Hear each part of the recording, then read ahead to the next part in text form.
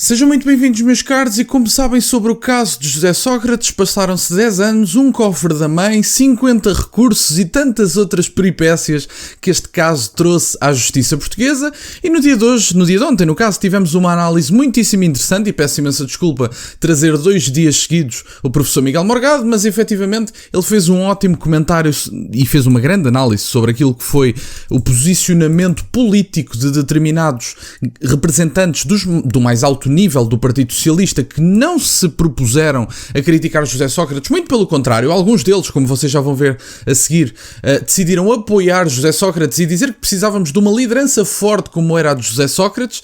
E, portanto, Miguel Morgado vem relembrar alguma responsabilidade política que não foi assumida pelo apoio dado a José Sócrates, que depois ninguém veio condenar, ninguém veio falar sobre o assunto, e José Sócrates está há 10 anos na justiça a pedir recursos, cofres da mãe, casas do amigo e tantas outras coisas em que José Sócrates está envolvido. E, aliás, ele disse ontem na CNN, e eu não posso mostrar porque é a CNN e mandam-me o vídeo abaixo, mas disse ontem na CNN que isto era tudo uma conspiração política para que ele não se candidatasse à presidência.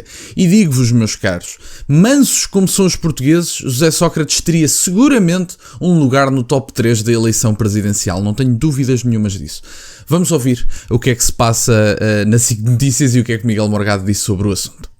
Portanto, o problema com Sócrates, no artigo de Sócrates diz uma coisa que é verdade. Isto foi sempre judicial e político, mas do lado dele e dos aliados dele. Nós não nos podemos esquecer que Sócrates foi politicamente protegido de todas as tentativas de escrutínio político, não judicial, político, não judicial. Em democracia é tão importante o escrutínio político como o escrutínio judicial. E foi protegido por pessoas que tiveram uma longa e próspera carreira política, que nunca mostraram e desempenharam as mais altas funções, ministros, uma até chegou a Presidente da Assembleia da República, a segunda figura do Estado português, nunca mostraram nunca pediram desculpa ao povo português por terem sido obstáculos ao escrutínio democrático de um primeiro-ministro que teve condutas e comportamentos absolutamente intoleráveis. Tivemos a conivência de instituições judiciais quando Sócrates ainda era primeiro-ministro, a propósito das primeiras suspeitas que incluíam uma coisa gravíssima, sobretudo quando se falava de um primeiro-ministro que atentados ao Estado de Direito. Nós tivemos perseguições a jornalistas.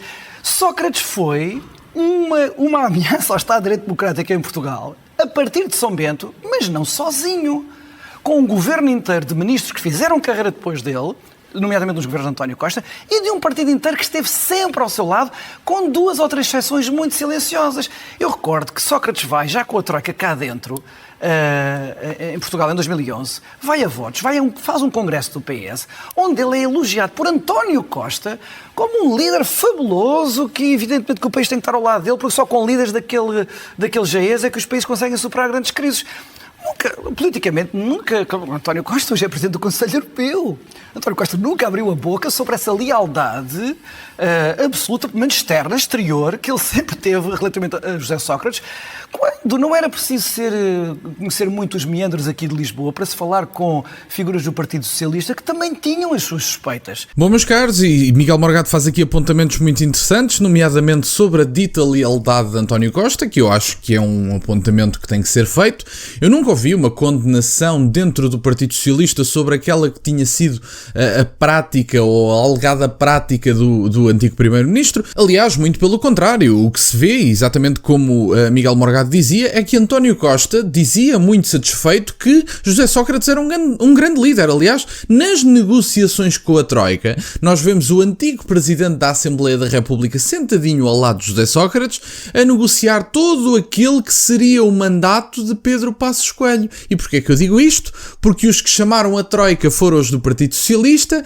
Quem paga a banda escolhe a música e Pedro Passos Coelho teve uma onda gigante de crise a rebentar-lhe nas mãos. E, portanto, a única coisa que José Sócrates conseguiu fazer e a única verdade que ele conseguiu dizer em direto foi por um país mais pobre, porque foi isso que ele conseguiu. É verdade, meus caros. Mandou embora todos os investidores e com uma grande capacidade de comunicação. José Sócrates, e digo abertamente e não tenho problemas nenhuns em dizê-lo, é dos melhores comunicadores que a política portuguesa já teve, Mas a par disso, também foi um dos piores primeiros-ministros que Portugal já teve. O Partido Socialista conseguiu-nos levar a 3 bancarrotas. José Sócrates liderou uma bancarrota que, aliás, rebentou nas mãos de Pedro Passos Coelho, porque as práticas da Troika, quem teve que as financiar, como é habitual, foi o estúpido do costume, eu e vocês, mas a crise, quem teve que a gerir e ficar com a culpa moral de gerir a crise, foi Pedro Passos Coelho. No entanto, a crise e os termos da Troika foram negociadas com José Sócrates. Isto é que é um fartote de rir e ninguém fala sobre o assunto.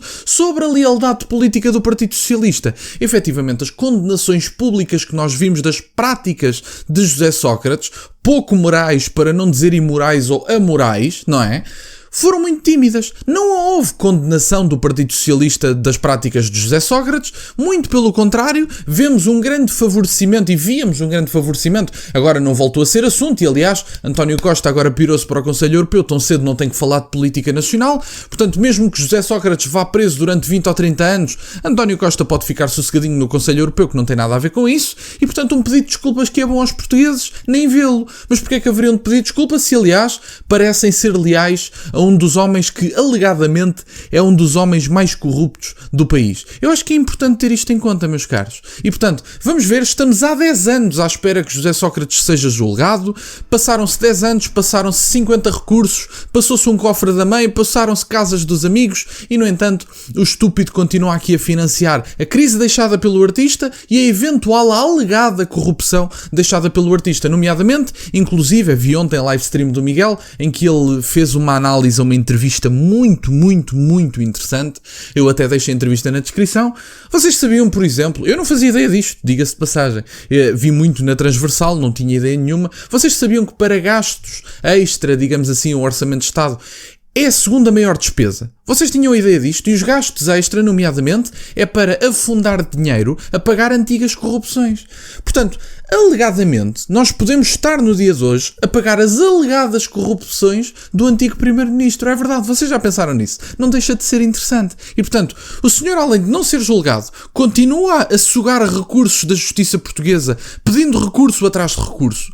E depois, ainda andamos alegadamente a pagar as suas alegadas corrupções. Já sabem que eu tenho sempre que fazer esta bengala do alegado, porque se eu digo que José Sócrates é efetivamente aquilo que nós todos sabemos que ele é, ainda vou preso, ainda sou posto em tribunal, mas eu, ao contrário dele, por não ter feito nada, seria julgado no primeiro dia, não teria direito a 10 anos de recursos, seguramente, e também não estou interessado em ter essas despesas. Portanto, José Sócrates, alegadamente, com as suas corrupções, estamos nós a pagar muita da coisa que foi feita e, aliás, continuaremos a pagar. Despesas extra, meus caros, não podem ser a segunda maior despesa do ponto de vista das alíneas de um orçamento de Estado, até porque, convenhamos, isso à semelhança do que o entrevistado no dia de ontem, no Isto é o Povo a Falar, já agora deixo a publicidade, vale mesmo a pena, é um grande programa. É um grande programa que não tem a atenção que deveria, eu ouço-os com muita frequência, mas não tinha ouvido aquela entrevista e ouvi um bocadinho com o Miguel e depois fui ouvir sozinho e, portanto, gostei imenso da entrevista, ouçam, vou deixar na descrição, subscrevam o canal do Isto é o Povo a Falar, vale a pena, sinceramente, acreditem que vale a pena. Já tiveram entrevistas como o Dr. Jaime Nogueira Pinto, já tiveram o José Matias, que inclusive já foi meu convidado e é um grande amigo que eu tenho, a Teresa Nogueira Pinto, que é uma outra amizade que eu tenho, portanto, pessoas maravilhosas já foram àquele programa, vale mesmo a pena ouvir, para quem não conhece, passam a conhecer. No entanto, o que nós temos é precisamente isso, andamos neste momento a pagar antigas corrupções, e muitas delas alegadamente cometidas por José Sócrates. Obrigado, meus caros, por estarem desse lado. Peço-vos só que deixem o gosto neste vídeo, que subscrevam o canal. Já ultrapassámos os 20 mil subscritores. Muito obrigado, meus caros. Tem as minhas redes sociais e o MBE na descrição, para o caso de quererem fazer alguma doação. E nunca se esqueçam, meus caros, questionem tudo. Até à próxima.